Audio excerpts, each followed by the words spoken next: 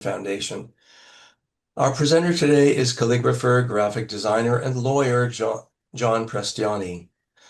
John was editor of Alphabet from 1984 to 1987. He also edited calligraphic type design in the digital age for FOC's Zapfest, an exhibition in honor of the contributions of Hermann and Gudrun Zapf. He has written extensively on calligraphy, typography, and the book arts.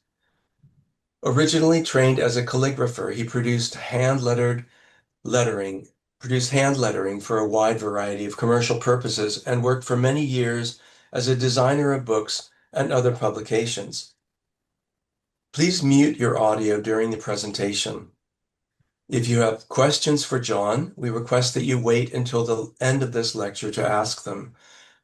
Please type your questions into the chat window preceded by 3 question marks, and John will answer them after the lecture. Thank you very much, John. Thank you for joining us today. Thank you, Raul. Thank you, Nancy, Evelyn, Elena, and everybody else in Friends of Calligraphy who has sort of brought me back into the fold.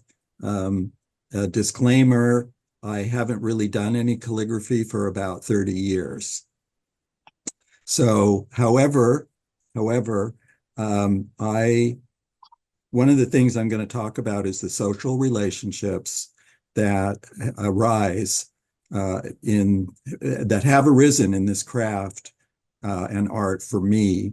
So the reason I mention that is because I did stay in touch during this, last 3 decades with the very dear friends that I made as a calligrapher. And so I don't really feel like I've been away just doing it. In the meantime, I've also tried to keep abreast of technical developments in typography as well, which is a very challenging, kind of matter because things happen very quickly in that world. Okay, I'm going to start my PowerPoint and just get started talking. I have 6 pages of notes, but I'm going to try and avoid looking at them just to let you know. Okay, here we are. Share. Okay, is that displaying properly? Yes, it looks good. Okay, all right. So I have 70 slides. I think this talk is going to be about an hour. Just to let you know, because it's being recorded, it will be available for viewing, I believe, on YouTube eventually. And so I'll just get started. This talk was prepared for the Friends of Calligraphy's annual general meeting that took place on May 18th of this year. It's been quite a year for the Friends of Calligraphy, their 50th anniversary year. I never thought that I would still be around and involved 50 years later, because I came along with Friends of Calligraphy just a few years after it was formed. So,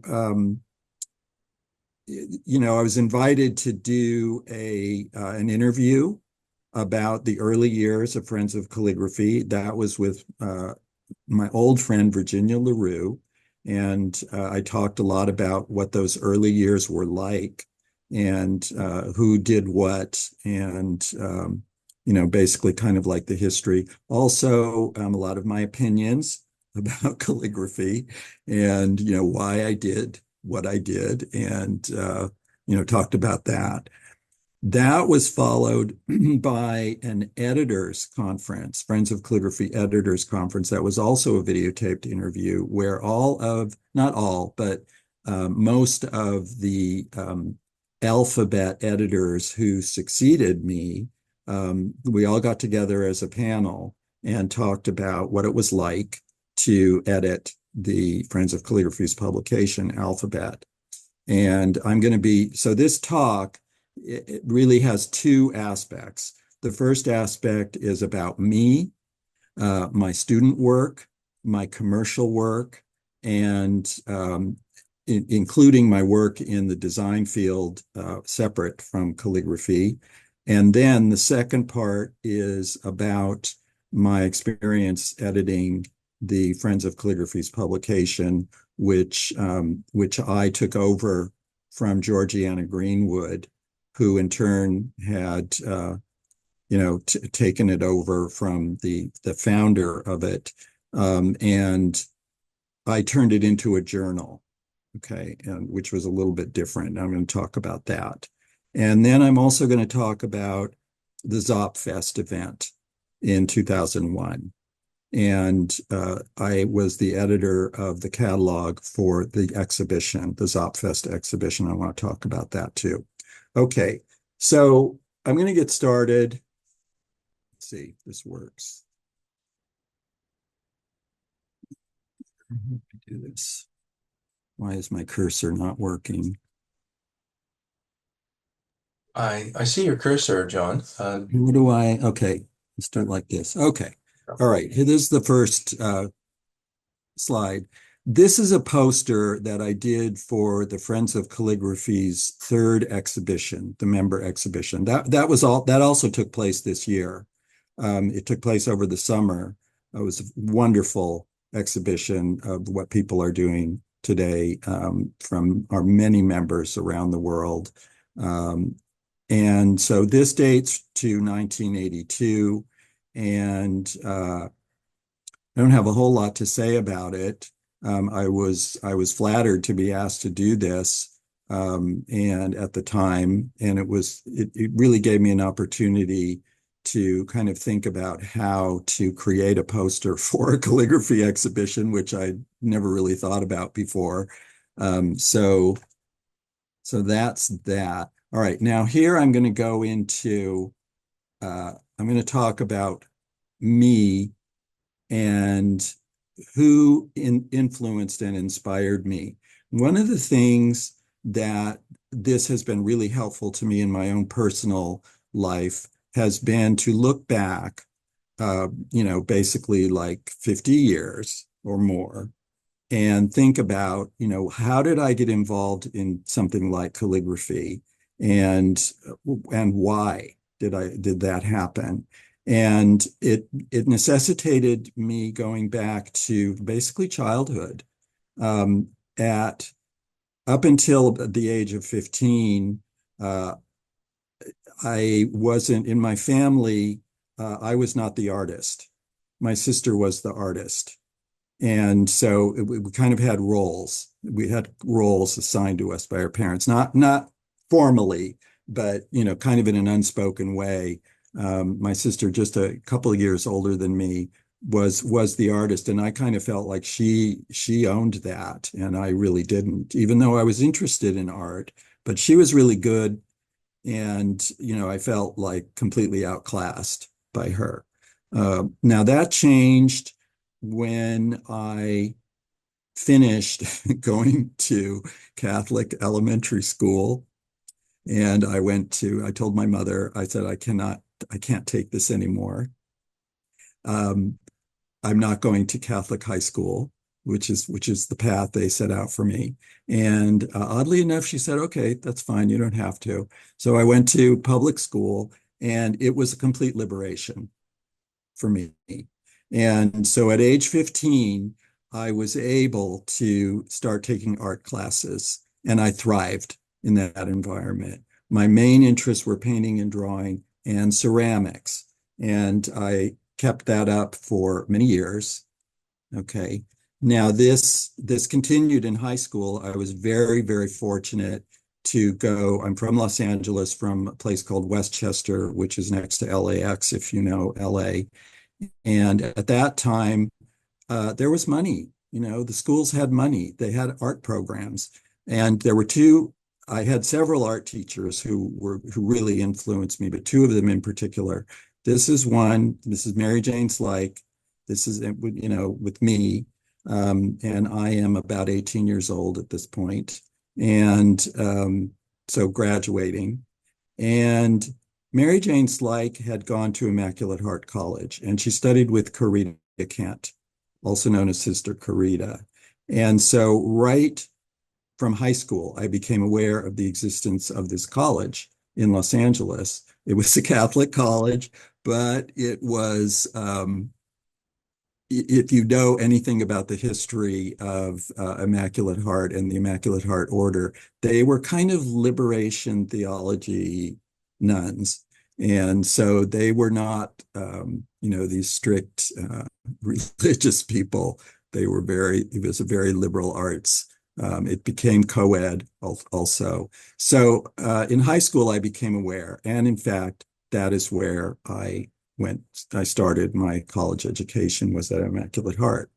Um, but before that, I was in high school. This was the other art teacher who had a big influence on me. Her name was Jocelyn Z, and she was just an incredible kind of artist. Both of these teachers had graduate degrees in fine arts. Okay. Jocelyn's had an MFA, I believe, from NYU in paintings. And from her, I learned fine crafts. I learned about fine crafts. Why is that important? Why am I telling you that? Because calligraphy is a fine craft. It's also an art. It's also a mode of expression. It's many things. But at its root, it is a craft. Okay. It comes from a tradition of scribal activity. Okay. People learning how to write and using that writing to make books and communications. So from Jocelyn Z, I learned about things like silversmithing. I actually did some weaving. I was very interested in that. She was also into ceramics. She didn't teach ceramics. I had a different ceramics teacher, but she was very interested in that. She had gone to Japan to study Zen aesthetics. And this was really unusual in the early 70s to come into contact with her. So through her, I learned about Japanese aesthetics. Today, people talk about such concepts as wabi-sabi, and that was part and parcel of all of that, tradition. And tea ceremony, for example, Japanese tea ceremony, the pottery that is associated with that, and the other crafts as well. So that's where it started for me, was in this environment of, you know, doing things. I didn't know about calligraphy. Nobody knew about calligraphy. It was never mentioned. Um, I would say the closest thing that I saw in those years were fake illuminated manuscripts that had like fake Gothic lettering in them. I'm sure you all know what I'm talking about. Okay, I went to Immaculate Heart, and that was where I discovered calligraphy. How? David Meckelberg. David Meckelberg was my first teacher. It's my first real teacher. His husband, Richard Crawford, took over the actual calligraphy course at Immaculate Heart. But Richard didn't really do calligraphy. He did sort of Immaculate Heart style lettering, but he certainly knew all about calligraphy. He referred me to David, who had just left the faculty, and I studied privately with David Meckelberg. And I was completely besotted with work that he was doing and the way he did calligraphy. Um, I'm sure it was difficult for him to have a student like me, kind of pestering him and hanging on his every word, but he was very gracious about it. And an opportunity came up, and that opportunity was an actual job. That in my second year of college, I got a job at the County of Los Angeles working as a student worker 3 days a week with two calligraphers who were full-time employees for the County of Los Angeles. It was Patricia Topping and Etsuko Mura. And so for 3 years, I would go to this design office and basically do calligraphy all day long. Now, what that was a production job, but it was in a design office. Okay, so I saw what designers were doing. Of course, this was in the early 70s. This was not like today, where everything is digital. No, none of that existed. There were no computers in the workplace. If you wanted typography, you had to order it from typesetters. And it was just a very different world. I was very hesitant because I wasn't only an art student. I I didn't really want to become a professional artist. I loved calligraphy. I loved doing it. I certainly loved having a job for 3 years where I would just do calligraphy, and that paid my rent because I put myself through school. And I was really unsure. I had been all along, I had really also focused on academics. I was pre-law even at that time. Um, that changed later and then came back to it later. But that was where I got my start, was this job that I had for 3 years. And I don't have any examples from that time. It wasn't really especially great work. The other influence was Corita Kent. Okay, Corita Kent was very famous in her lifetime. Certainly everybody at Immaculate Heart knew who she was. She had left the order and had left Immaculate Heart before I came there, but her influence was absolutely everywhere. And her work has very much influenced me and her approach. Now, this built on what I learned from Mary Jane Slyke at Westchester High School, but I want to include her work here because it still seems very fresh today, so many years later. So this dates from 1966, this piece. Okay.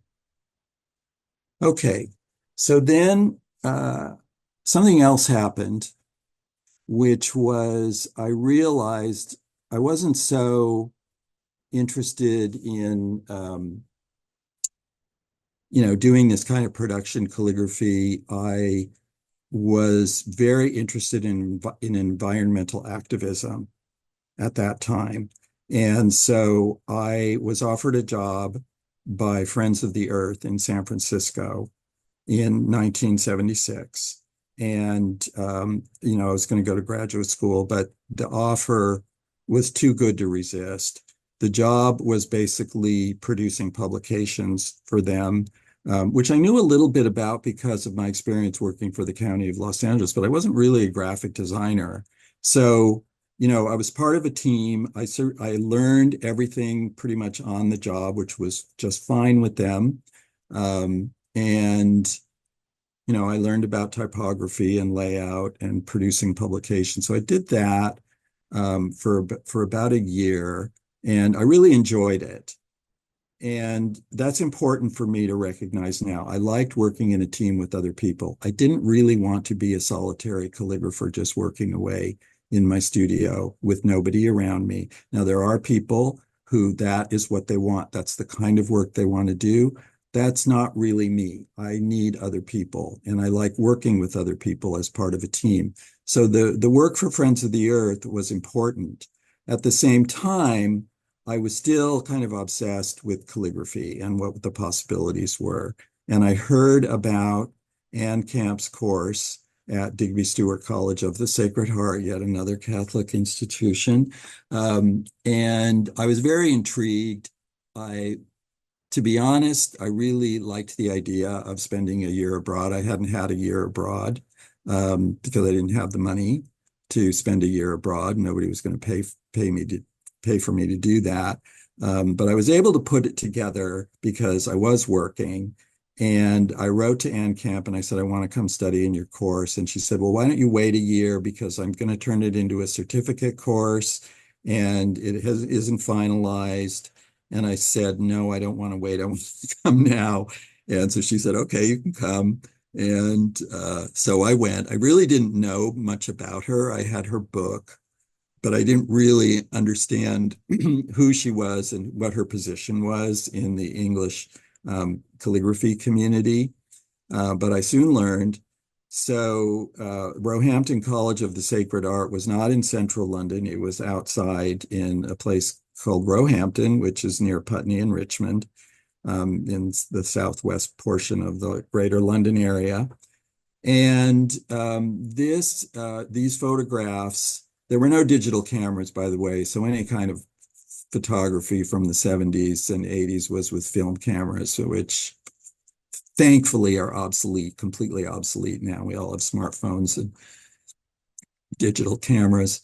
But this is a picture that I took of the scriptorium. Yes, it was called a scriptorium. There was a sign on the door, scriptorium. There was also a bookbinding studio that was run by a professional bookbinder, an old English professional bookbinder.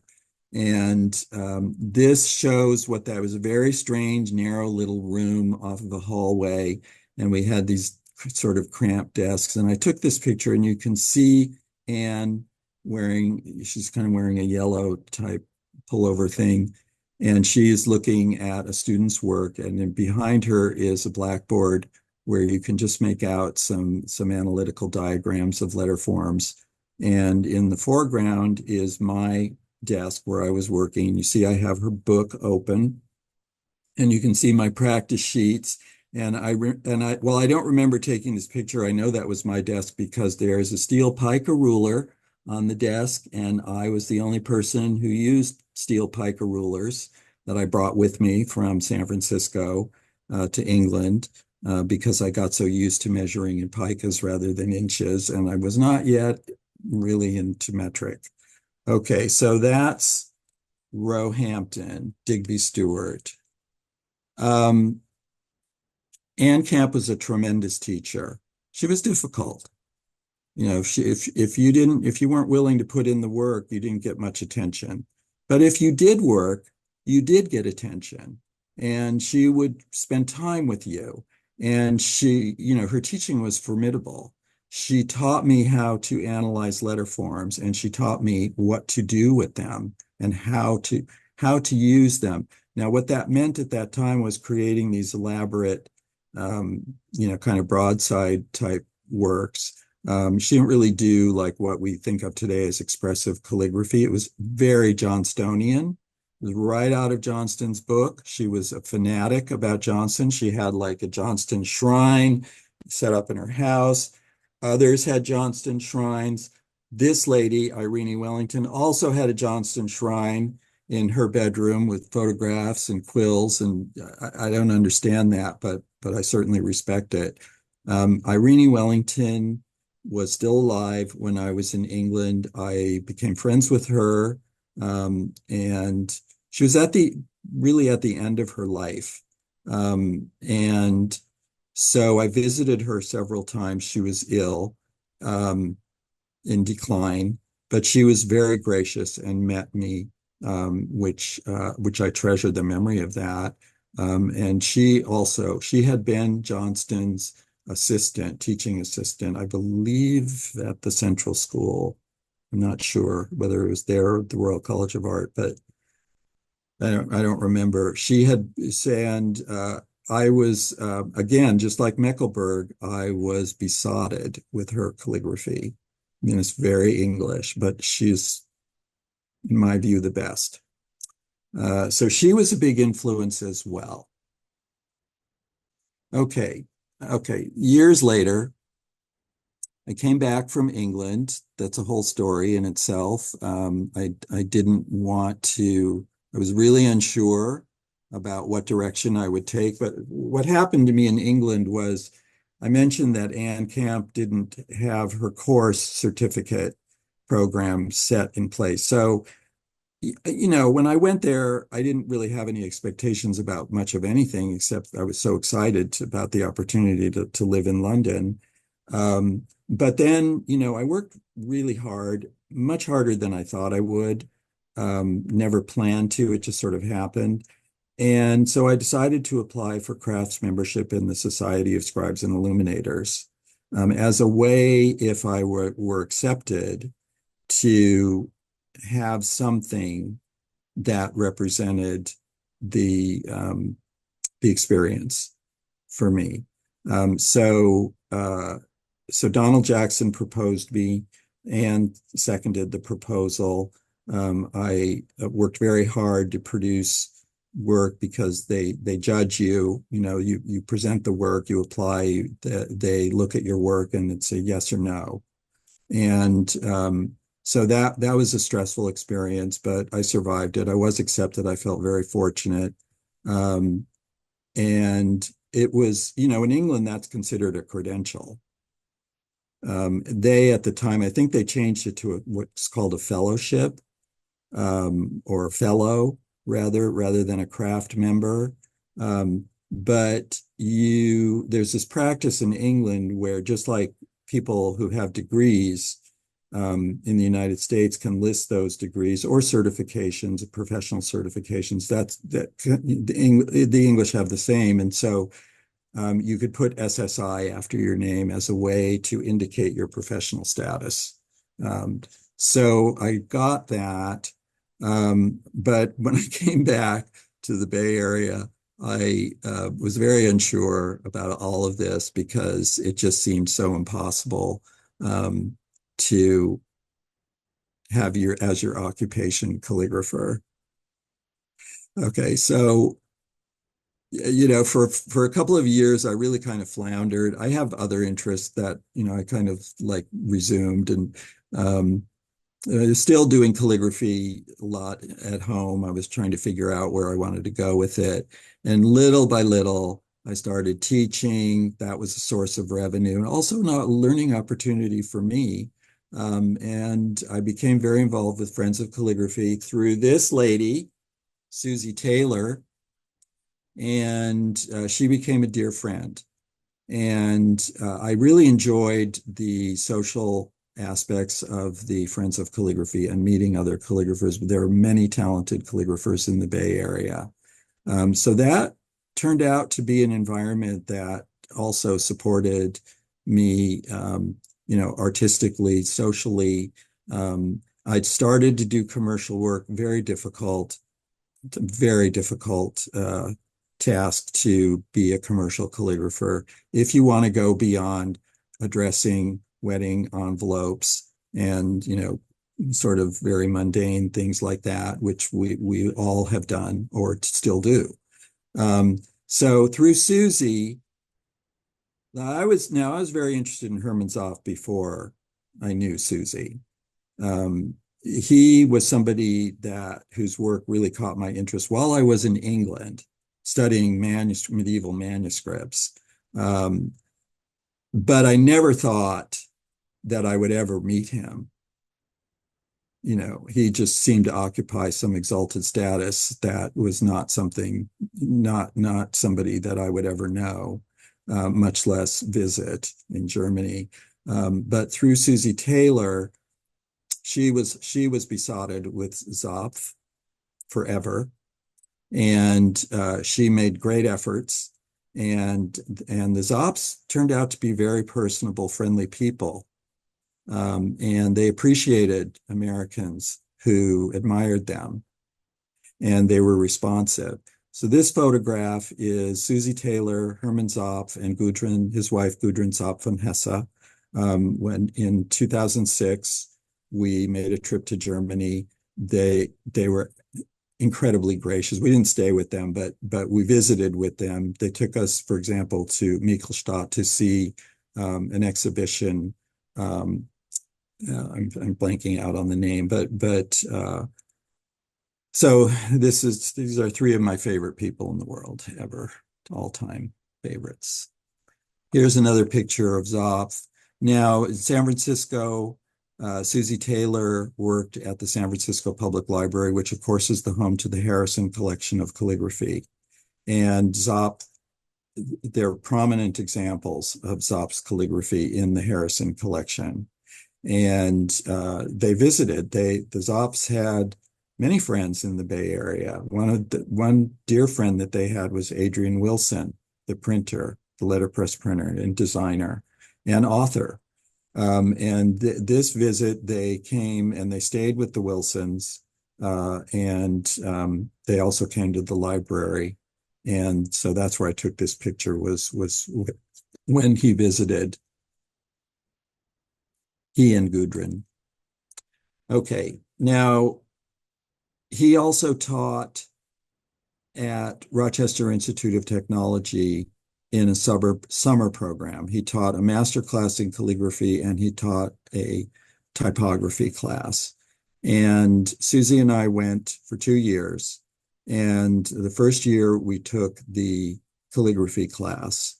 And these are chalk blackboard examples of his from his lectures. He would talk about calligraphy and demonstrate, and this is how he did it. He would demonstrate on the blackboard, and he didn't really do much demonstration with a pen on paper, but he did some. It was very hard to see because he was into writing quite small.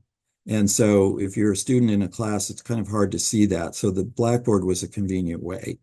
And these are photographs I took at that. The following year, I took the typography class, which was really educational for me because he had the subject down absolutely cold.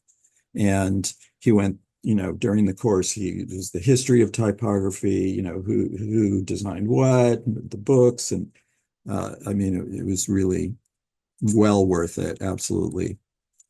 Okay, other influences. Carl Georg Hofer was a big influence. He visited the Bay Area in the early 80s for several years running. Um, Alan Blackman served as his interpreter during the workshops. And I love this picture because these two guys are two of my favorite people in the world. And I owe them both a great, great deal. And of course, many of us knew Alan quite well. So you know what I'm talking about. But Carl Georg was also the most generous person. He loved coming here. He he really loved the opportunity to be teaching. And of course, we had others, but these were my favorites. Okay, so those were my influences. I realized that I probably also wanted to include James Hayes because I visited James Hayes and stayed with him and his wife, and he was so incredibly generous and gracious with his time. And he gave me the run of his fabulous book collection. But he also, what I remember about James Hayes, I will say, is his attitude and his working methods. He was very, he was very conscious of what he was doing and what he knew, but he made his living as a calligrapher, and he raised two children and supported a wife on that with that occupation. And he did a lot of the same kind of production work that I did at the County of Los Angeles, except it was him doing it. And he had like many certificate accounts that he would do all through the mail. His clients would send him the blank certificates in the mail, and he'd fill them out and send them back in the mail. And he would say things to me like, just remember, whatever, he wouldn't use these exact words, but it was like, whatever egotistical beliefs you have about yourself and your accomplishment in calligraphy, if you are trying to make a living at it, just remember, they don't really need you. They don't really need what you do. This is like frosting on the cake. Okay, if they're paying you to do calligraphy. So keep that in mind. What he meant was, keep it in perspective, have some humility about your work and what your service actually is to your clients. And that has stuck with me all this time. Okay, so now I'm going to move into the section of this presentation about my work. And I distinguish hand lettering and design from calligraphy because I really see those as separate kind of disciplines. Okay, here's an example from England. The next few slides are what I consider student work. Okay, I did this when I was a student of Anne Camp. Okay, now she was very insistent on the study of historical manuscripts. Remember, she was a Johnstonian, and Johnston's approach was based on working from historical sources. Medieval manuscripts, mainly, also Renaissance manuscripts. I became a reader at the British Library, and she was responsible, Anne Camp was responsible for arranging that for me. And I used to go there like once a week and just look at historical manuscripts and take notes and handle them. And they profoundly affected me, particularly early medieval work. So this piece is based on my study of 7th century book hands, Celtic, half uncial, and Anglo-Saxon scripts. And it's all written with quills, entirely written with quills because that's what we did. We used quills. We used metal pens too, but there was this mystique about, oh, we use a quill. And quills are wonderful, but they're very demanding with all the trimming and all of that you have to do. So this is an example from that study. Um, and let's see, go to the next one. But I was also interested in integrating some other approaches that I was exploring. And one of them was watercolor painting, which I have some background in. And so I decided to take this quotation and create a watercolor that is inspired by this quotation from Tennyson. And this is a photograph of it. The lettering is built up lettering. It's kind of based on Zopp's Optima typeface. It's done in shell gold on top of watercolor. So again, this is what I consider a student piece. And then here is another version of that same quotation. Again, this is built up. This is a much bigger piece. And you can see I'm kind of like finding my way with Roman capitals and how to actually use them. I didn't know all that much about it before I went to England. This is also shell gold. We were fascinated with things like dyed vellum. And so this is vellum that I dyed with Brazil wood dye. I think I did it in my apartment in London, the dyeing, that is. And then it is mounted on a board so that it's kind of flat. Okay. This was another student piece this is a manuscript book. This is an Oscar Wilde short story that I wrote in italic. I would not do this the same way today if I could still even do calligraphy. As I said, I consider it student work. So I was really kind of exploring stuff that I really hadn't done much of before. So this is written on handmade paper. The favorite parts for me were, for example, on the title page, that decorated monogram. I enjoyed that. That kind of is a little bit of a outgrowth of the work that I did for LA County, because they always decorated everything. Everything had to be decorated. And I like decoration. I like doing it, but we all want to do things our own way. So this was a manuscript book. And the fun part of it was the binding. So as well as calligraphy, I also did the bookbinding course when I was in England. And the bookbinding course was very, very good. It was taught by a very serious, very accomplished career bookbinder. And so he knew everything and did everything. And this book, they helped me with this. I mean, first of all, let me go back. So you'll notice that when you open that the opening, the pages are relatively flat. Okay, the opening is flat. Okay, now when you do a manuscript book, this can be a problem. How do you get the opening to be flat? And so the way this is done is these are folios that are sewn onto guards, so that it's actually the spine of the folios is not part of the binding itself, except to the extent that it's sewn on the guards. And I didn't know how to do that.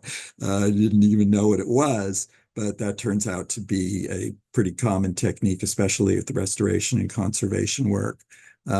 So likewise, this is what's called a half vellum binding. So the spine is covered with vellum. Now that vellum is backed with dark paper, which is why you can see the veining in the vellum. And then it is gilded. That line, that vertical line is gold. It's gold tooling. The paper, we did paper marbling. I marbled this paper. It is the same paper that the manuscript is written on. And it was a very simple technique. I think I just used oil colors, though we did work on, and it might have even been just on plain water. We did regular traditional marbling with carrageen and moss and as the medium that you float the pigment on. But this was a much more casual approach, but I liked the result, so I used it.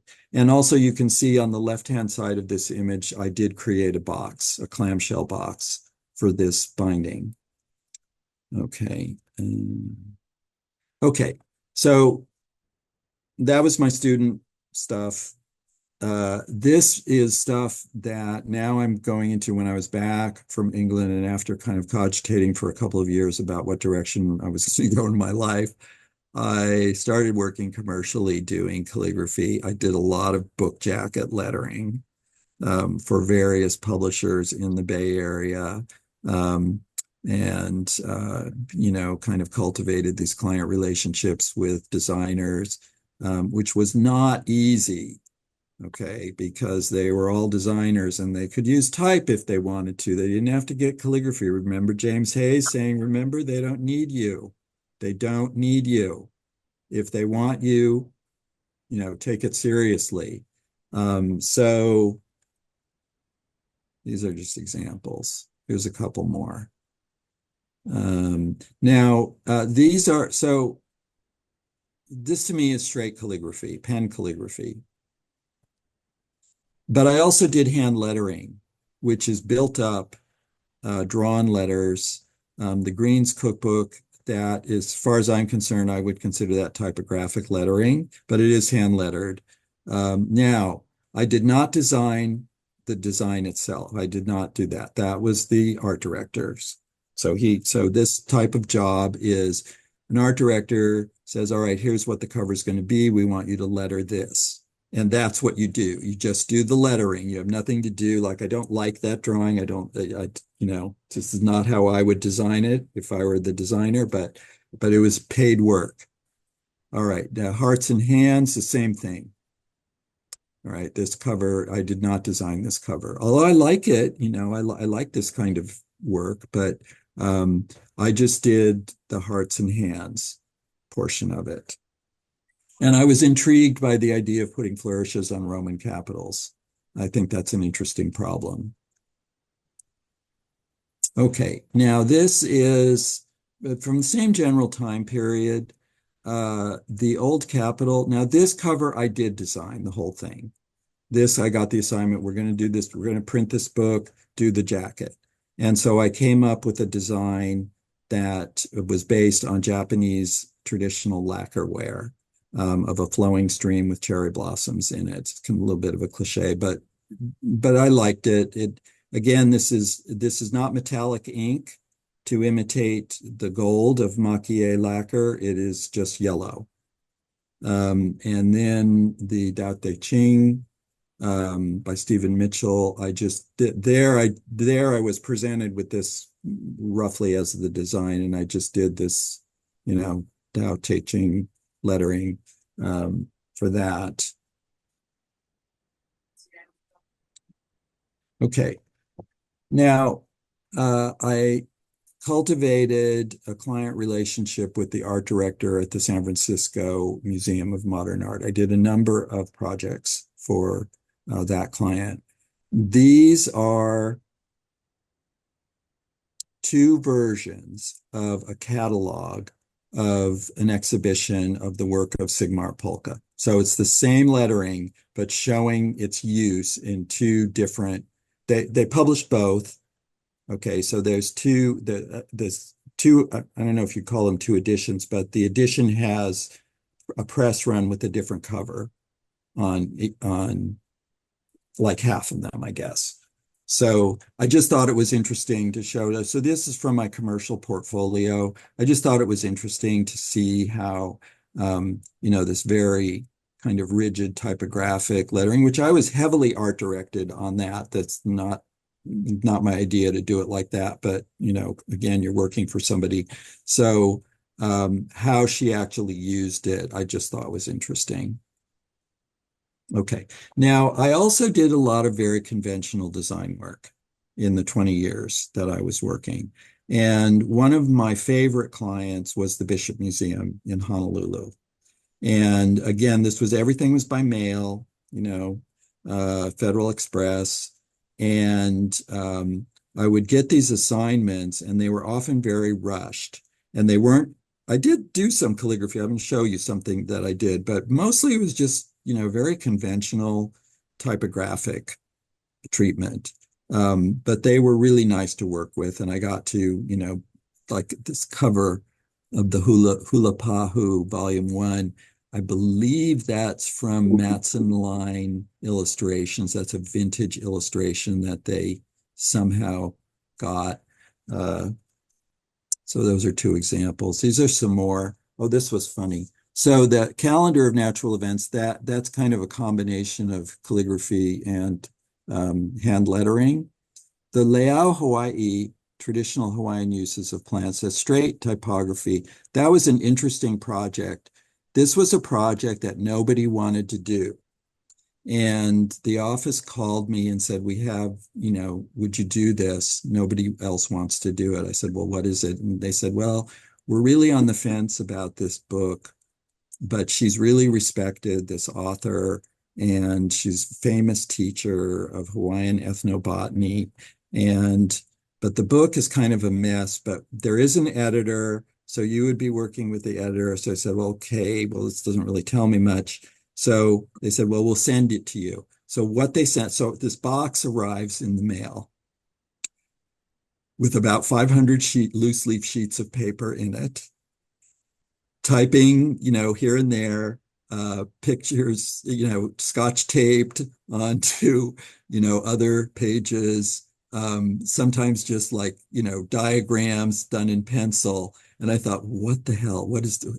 Of course, I had to organize every single page and turn it into something. And it turned out to be a very successful book that's gone through many editions. And this is the cover. And there's this marvelous illustrator, botanical illustrator, and I said we have to use that illustrator's, painting because I love botanical illustration, and her work is really marvelous. And so that's the cover, and it ended up being a nice project, but it started out as just a mess. This calendar of natural events was kind of a, some of these things they sell in museum bookstores. There were a couple of them. This is all Bishop Museum. Okay, then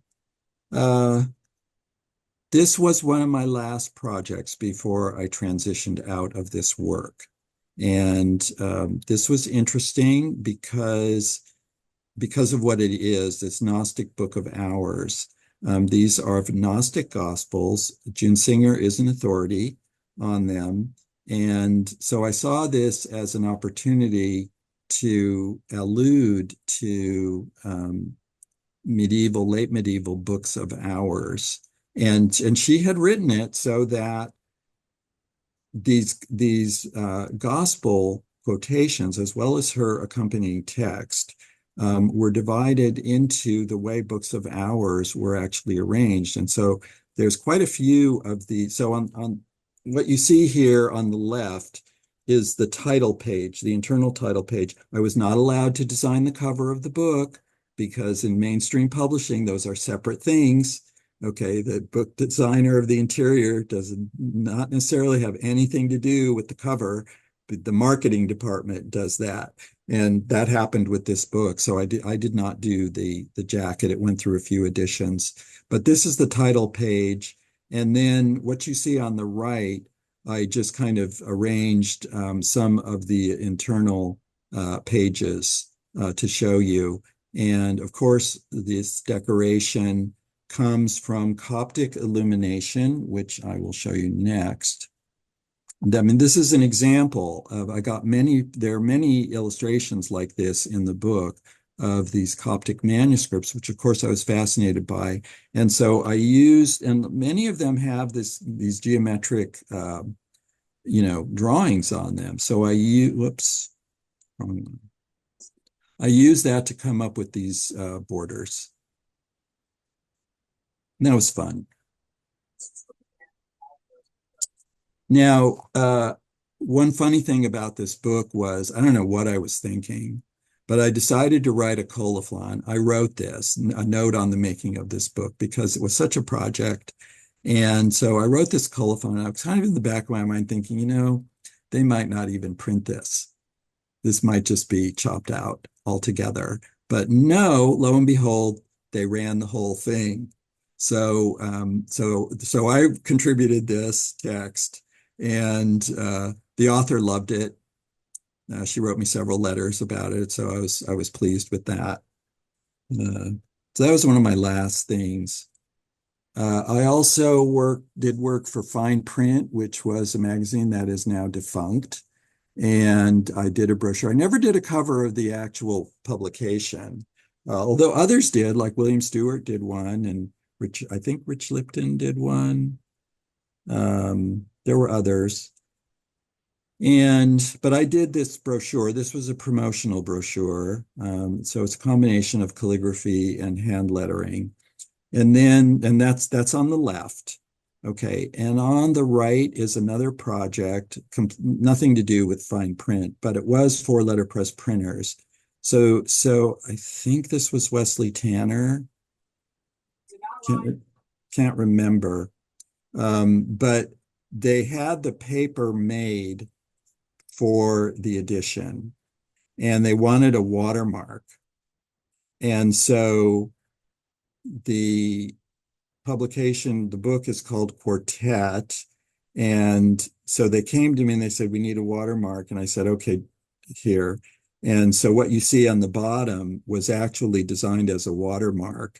And the paper was made and it has a watermark in it. To me, it's not successful. It's much too blurry. But be that as it may, they ended up using it for the brochure. But I also did title page lettering, which is different. And I don't have that in this presentation, but I kind of liked the watermark version. Okay, now these are kind of miscellaneous things. Another letterpress printer came to me and said, no, she was actually a bookbinder, now that I think about it. She was a bookbinder. She said, I'm doing this project and I want to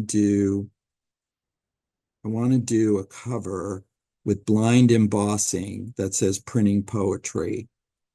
And so this is the line art that says printing poetry that was turned into a plate for doing a blind embossed version for a single copy. And this is all hand lettered. It's not photo lettering. It's not photo composition, certainly not digital. That was fun. It's not calligraphy. And then on the right is something I did for Susan Skarsgård, who did a portfolio.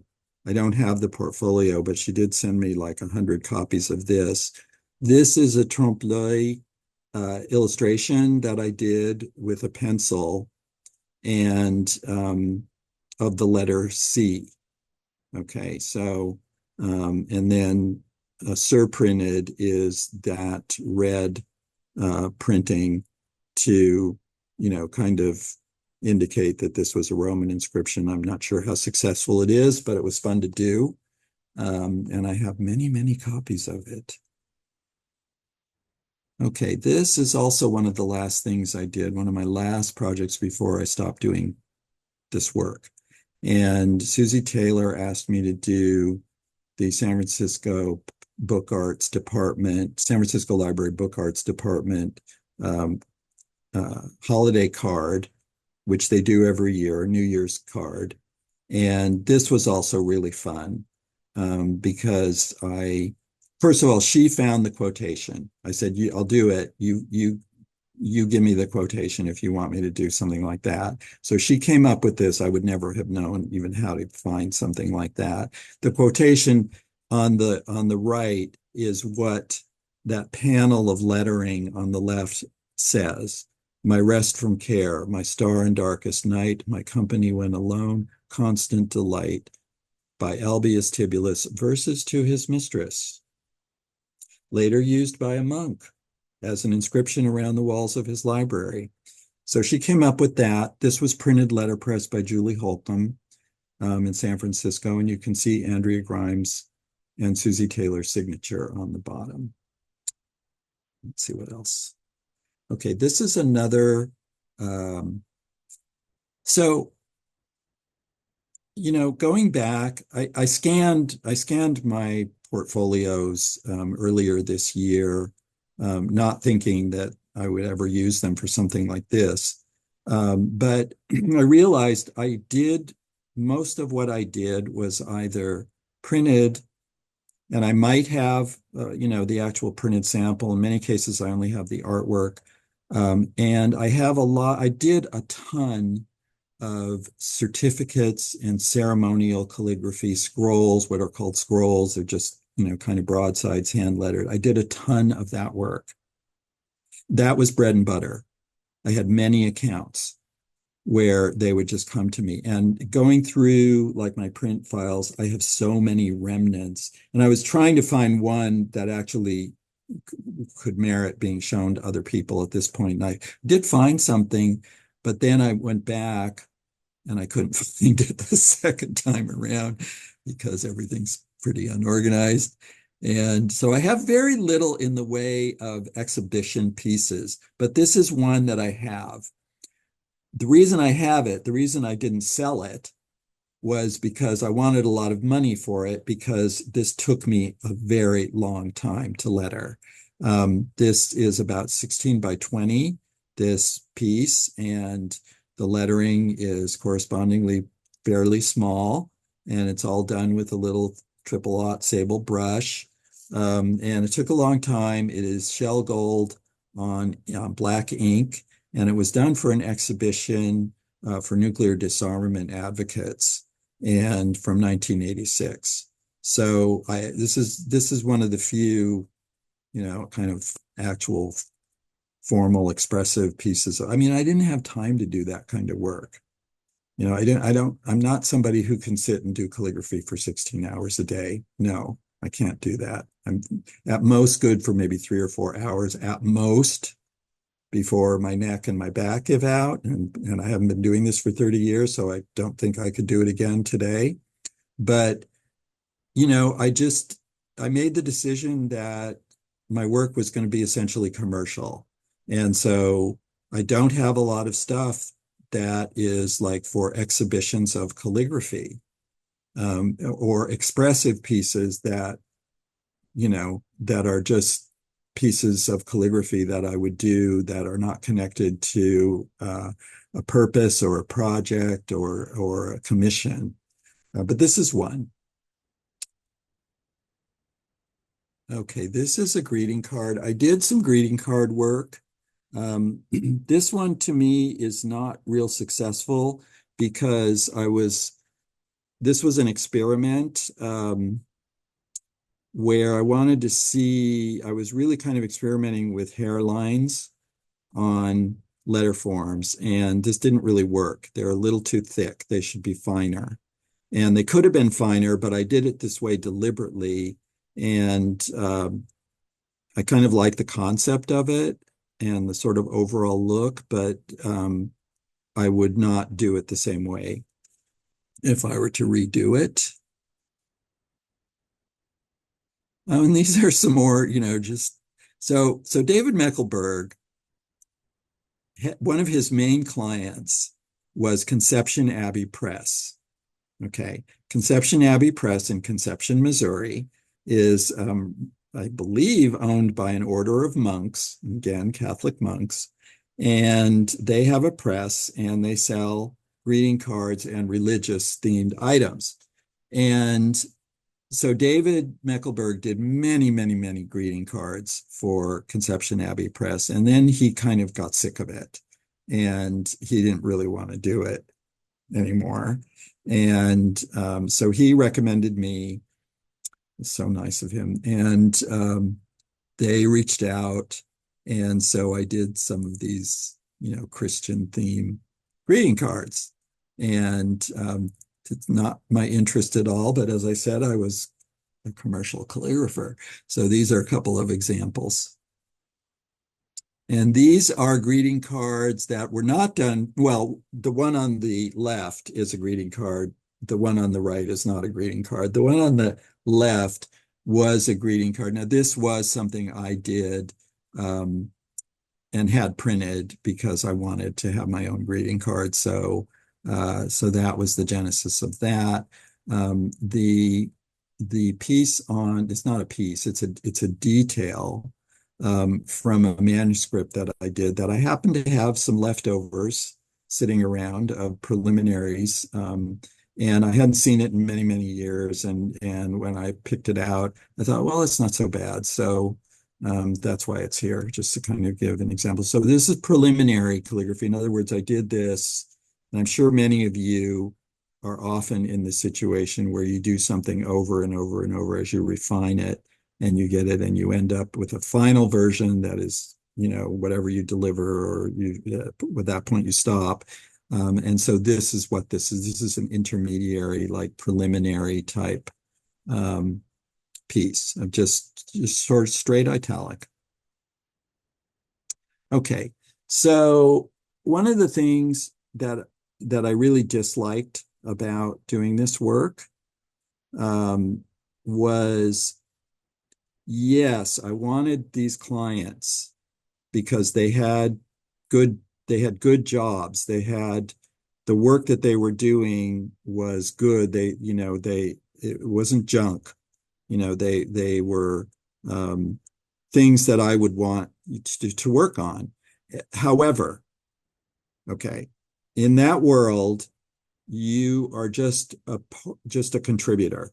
Okay, you're not like the art director or the creative director or the person who's mainly responsible for this. And so it happened many times where I would do stuff and it wouldn't get past like the sketch stage. And they would pay me very well, usually, for the sketch, but then it would never be used. And so I found that to be very disheartening because this is not easy stuff to do. Okay. As I said, I've got 3 or 4 hours in a day where I can do this kind of work. And then after that, my body just gives out. And so, like this Kiss of Apollo, now that never got used. I presented these kids, this is for a title, for a photography catalog. And I completely forgot about this, but this sketch, appeared in when I was going through stuff, scanning work, and that reminded me of all of this stuff that I would do that wouldn't get used, and I really did not like that. So there you are. Now the Zentner thing, that was a little bit different because they were not designers. These were the owners of this business, and so they came to me directly and wanted some work. So that I enjoyed doing. None of these were used again, but it was a little bit different. But it's the same idea. Okay, and then this is really what I actually did for them. I did this character, this Japanese character, which is hand lettered. And I did various versions of it, like this thing with the lettering running around, and then this, kind of brushy type lettering. By the way, I'm not a fan of brush lettering per se, but there are some styles that I would enjoy doing still. This is one of them. Okay, this was another project that I forgot about. And it was funny because I did several of these, but I completely forgot about them because I would deliver the lettering, and then the guy who hired me, he would take it and then, maybe I would get something months later that, how it was actually used. So I did not design this poster. I mean, I knew what it was going to look like, obviously enough to do this, but basically I did the lettering, fresh medicinal herbs, and then I did all of that small lettering for this is just a detail. It's actually a large poster with many, many more, illustrations on it, photographs actually. So this is a detail showing, and this shadow thing that he did and the different colors that I had nothing to do with that, just the lettering. Okay. Okay, these are examples of just straight type, kind of stuff. One of my clients was University of California, and the one on the left, financing residential development strategies for the 80s. And, I mean, again, this is when you're commercial, you do this stuff. I will say what I gained from this professionally was the opportunity to work with sans serif typefaces in a very kind of industrial, kind of asymmetric typography, which I was very interested in. And that of course is a big component of typography still is asymmetrical types. Design using sans serif types. I think these are all based on Helvetica, I think. Um, but I did a whole series of similar type things in all different forms using, like Futura, which is different, Univers, Helvetica, some of what are called the Gothic sans serif faces. And that was important because it's so much a part of the design of our time. The piece on the left is just kind of another, job, again, using sans serif types and a little bit of design work as a promotional piece for this theatrical production. So this is just mainly to show you the range of stuff that I would do. It's not remarkable. It's kind of ordinary. Okay, so that was my work. Now I am shifting, look at the time. Ooh, okay. To the Friends of Calligraphy publication and the Zopfest catalog. All right. It started out as not me, by me. Don Moy and Georgiana Greenwood produced what they called the newsletter.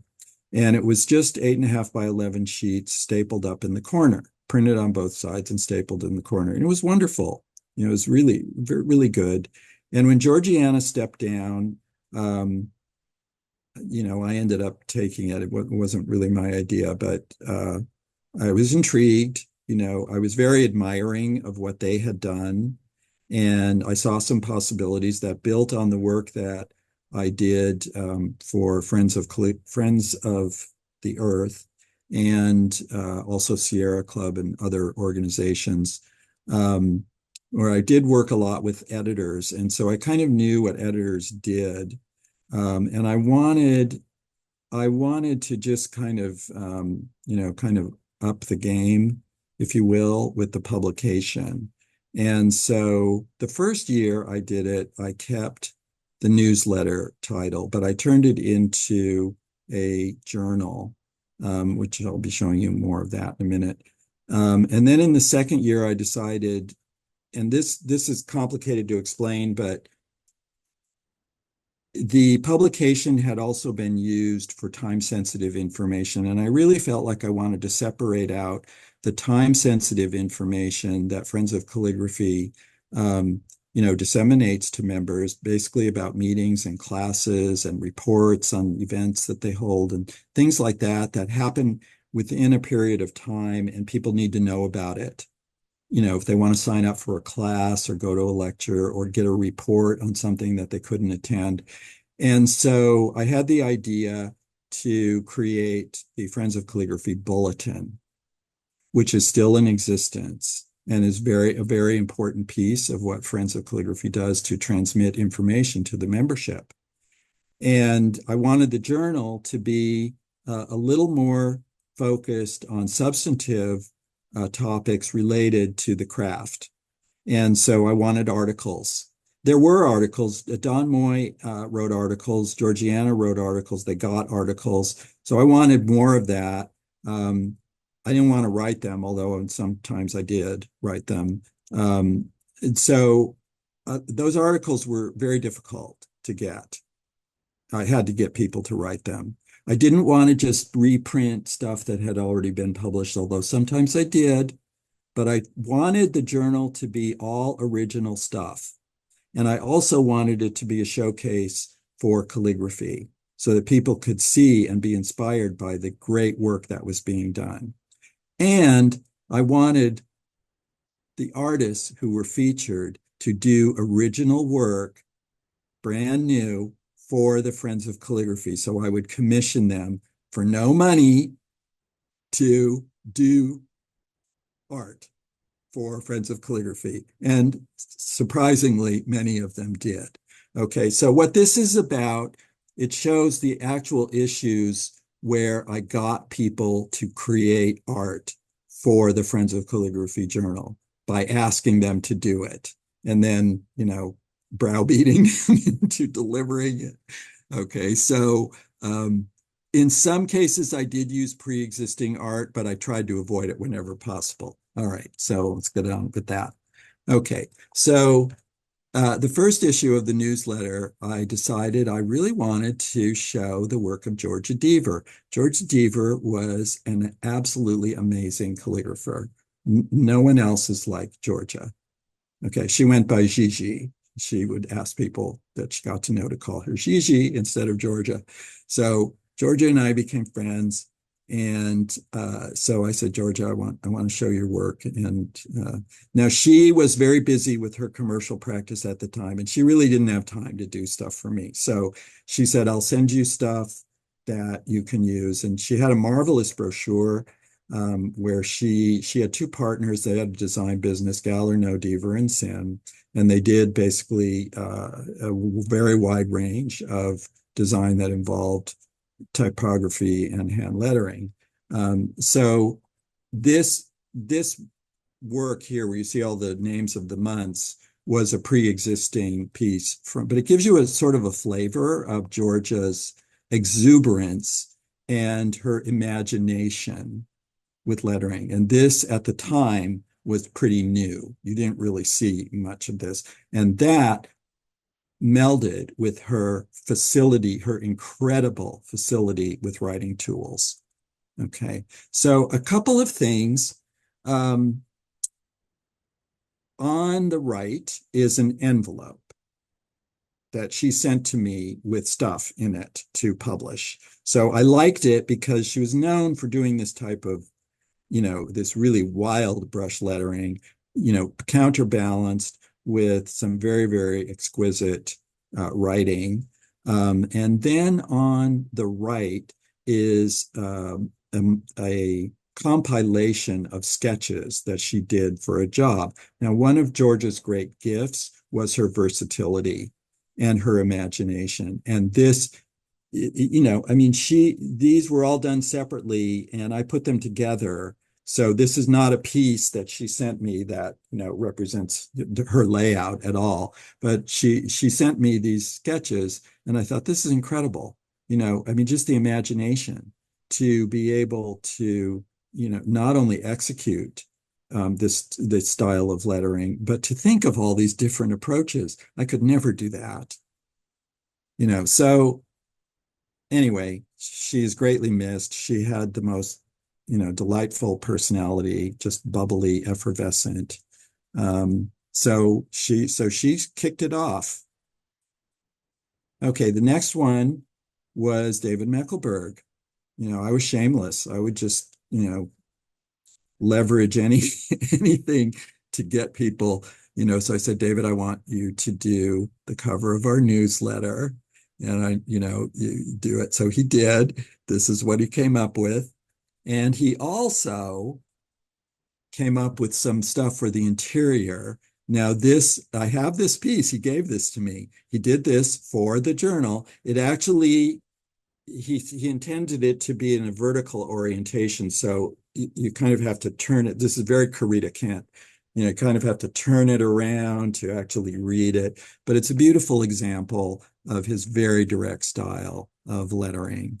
And, you know, and it's quotations from Edward Johnston. Excuse me, John. I'm not seeing your presentation, or you're spotlighted, but is anyone else seeing the presentation? Yes, I can see it, Raul. Oh, I'm sorry. Okay, Yes. never mind.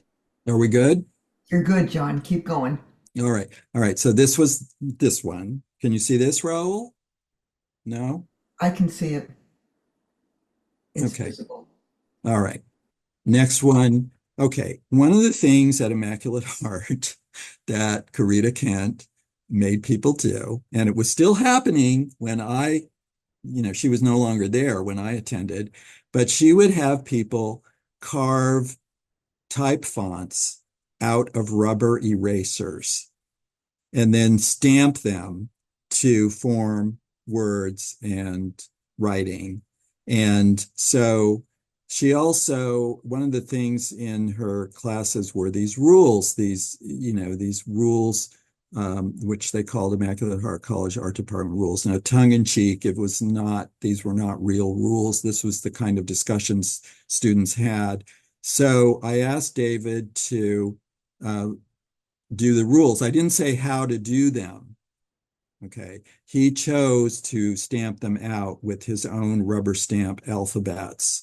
And that is what you see here. And this has kind of turned into a meme because there is something called the Karita Art Center in Los Angeles where people keep her memory alive. And they have put this on shopping tote bags and mugs and mouse pads and posters and things like this. So it's turned into, a marketing, a product that's marketed.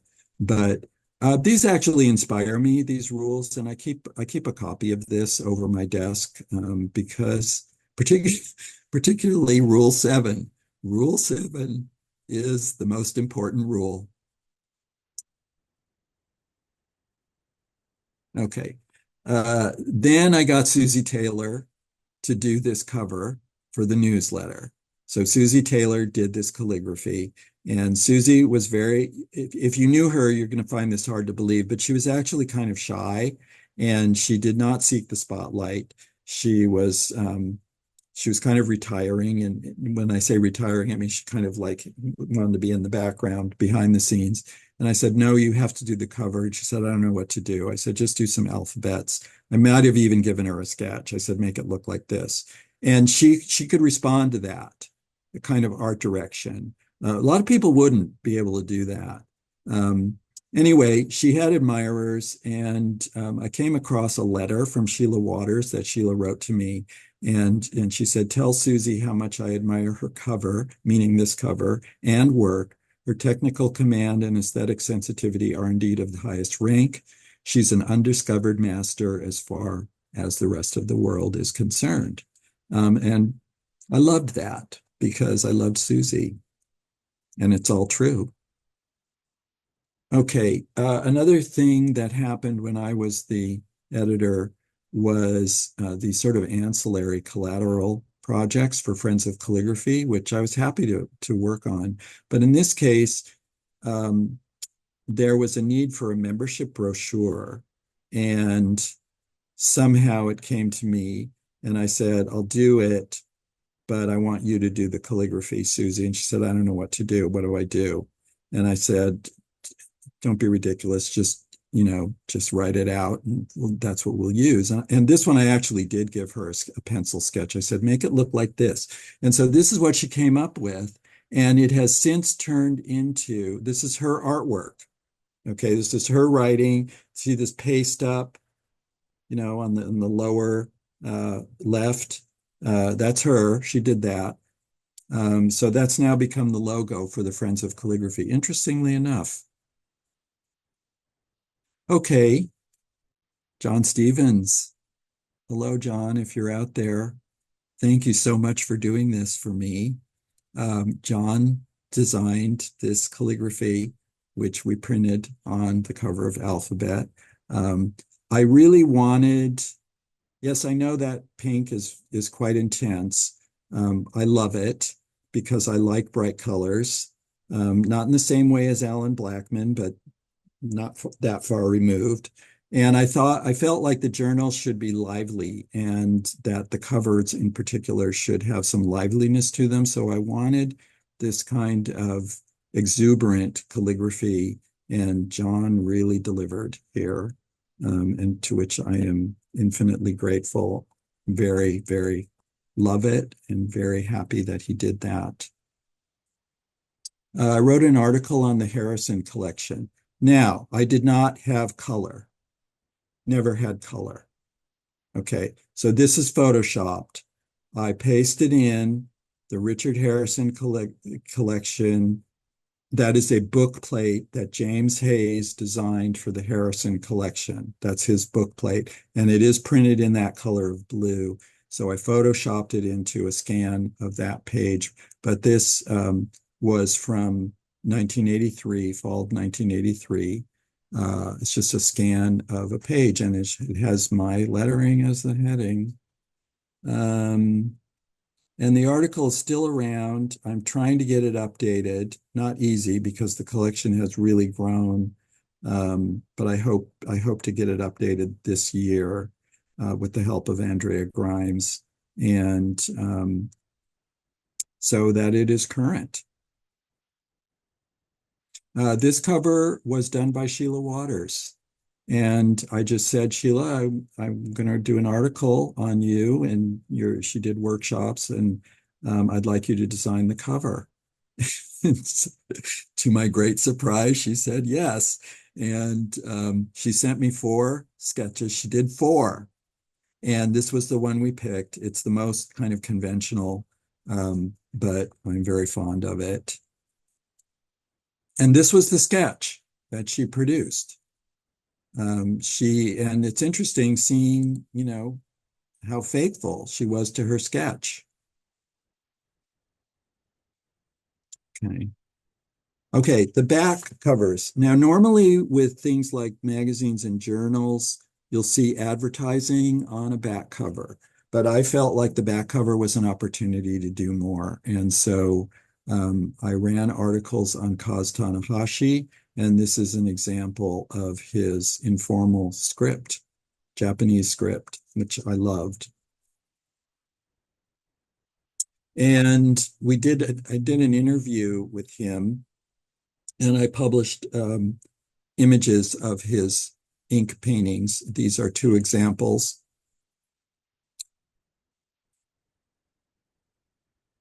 He was also a big influence on me, partly because one of my other obsessions was the practice of Aikido, which I did for 15 years. And Aikido was founded by Morihei Ueshiba in Japan. And Kaz knew him.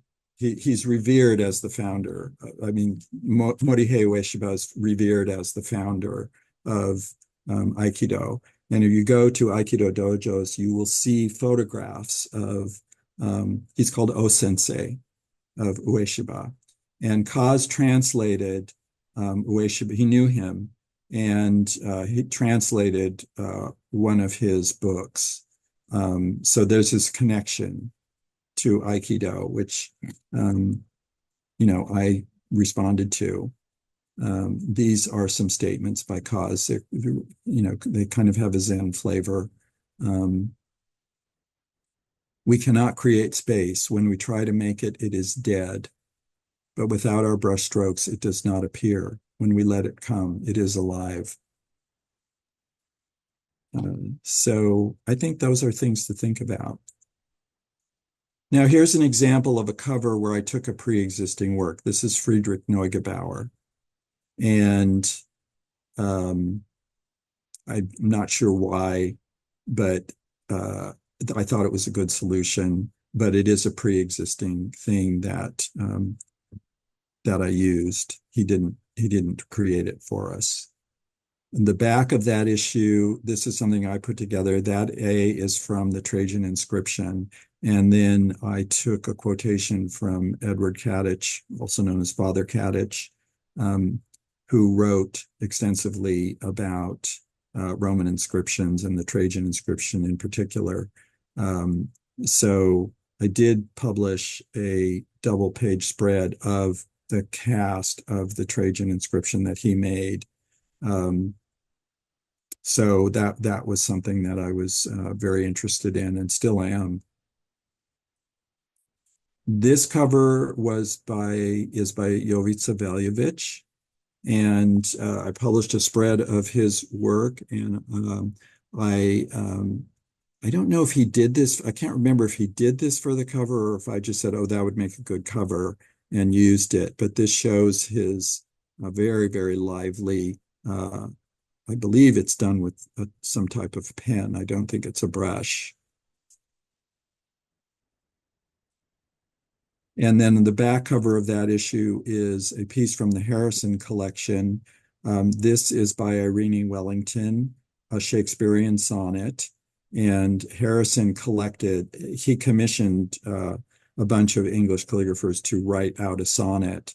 And she actually gave him two different pieces. This is one of them. Now, I also did, I was requested to create some reprints from the journal, and this was one on Irene Wellington, an article by Nancy Uchida. And I created this. I don't know if Irene Wellington would have approved of it, but I took she wrote some handwriting manuals, and I took photostats of the lettering and just arranged them to create a cover design.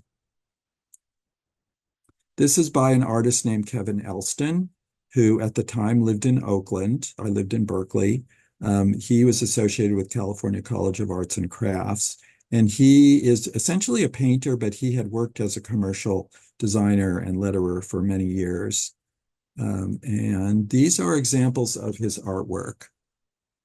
So in the actual journal, there are different pieces shown, but these are, his actual art, just to give you a flavor of this kind of very meticulous dry brush, watercolor technique that he uses. And then this, I think, might be my favorite cover of all. It's by Rick Cusick. And I just love this. It's such a beautiful design. It just works so perfectly. And I rarely had the opportunity to use two colors plus black. It was usually just black plus a single color, but it really was justified to do two colors. So, which was a big deal for me because printing was a whole other topic, which I will not go into. It was a giant headache most of the time. And this is the back cover showing another piece by Rick. A detail. It's a detail. So that's on the full. I have a lot more to say about Alphabet, but I don't want to take up too much time because we're already at 90 minutes, which is longer than I thought I would be talking. This is by William Stewart, who passed away several years ago. William was just a marvelous calligrapher and an incredible person.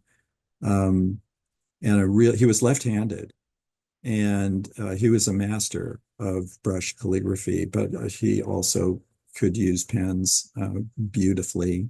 This was a back cover of William Stewart's piece. I love this poem by Walt Whitman. It seems very apt today in 2025.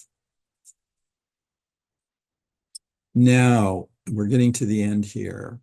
This is a cover of Alphabet by Hermann Zapf. Now, he did not do this for me. I didn't commission him to do this. This was a pre-existing piece, but I felt like it really worked. And I published a number of articles about him over time. So this was from 1987. I don't know the date of the actual piece. It's earlier than that, but I used it. And the back cover also by Zopf, showing some version of square capitals.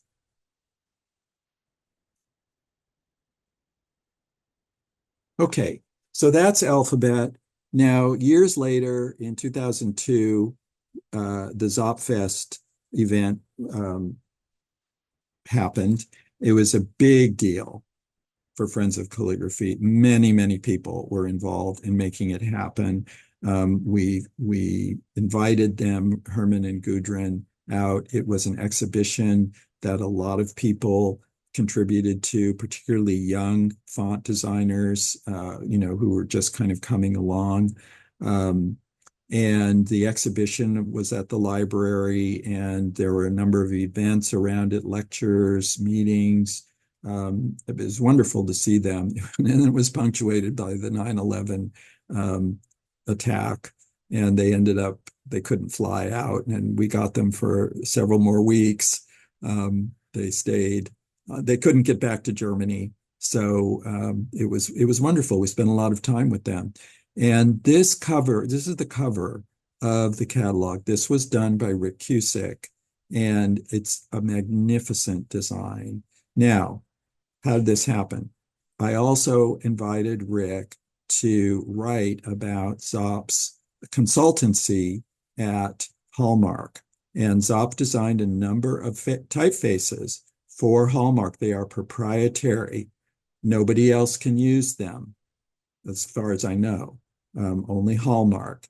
And so Rick wrote an article about them, which he later developed into a book called What Our Lettering Needs. It's just a wonderful book, so informative about the whole culture at Hallmark and how all of that happened.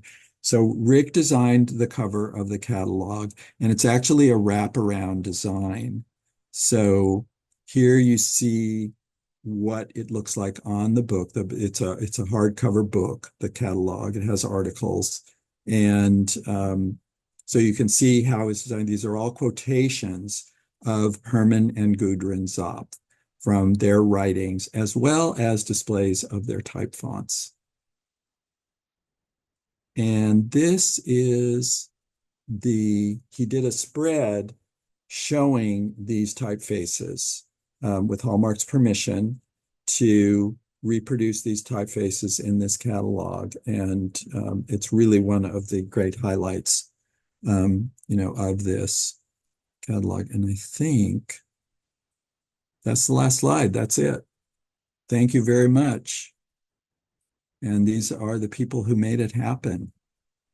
So, okay. Thank you. You've been very patient. Thank you, John. Should I stop sharing?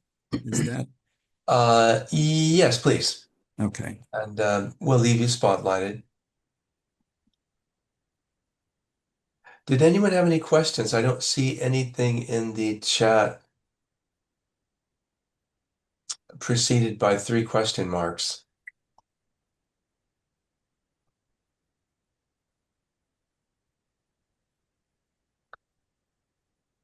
I loved your manuscript book. I was really impressed with that, with the vellum spine and the marbled paper. I like that. How large was that book? It's probably maybe something like 9 by 12 or less, maybe 8 by 11. It might be 8 by 11, but probably not those. It's approximately that size. It's not tiny by any means. So, it's roughly A4 format. Thanks. Sure. Yeah, again, I would do it differently today, but there you are. Lots of people have expressed how wonderful this lecture was in the chat. Thank you. You're very welcome. Thank you all for coming. It's been quite a year for Friends of Calligraphy. What are we doing next year, guys? Our 51st Our anniversary. 51st anniversary year.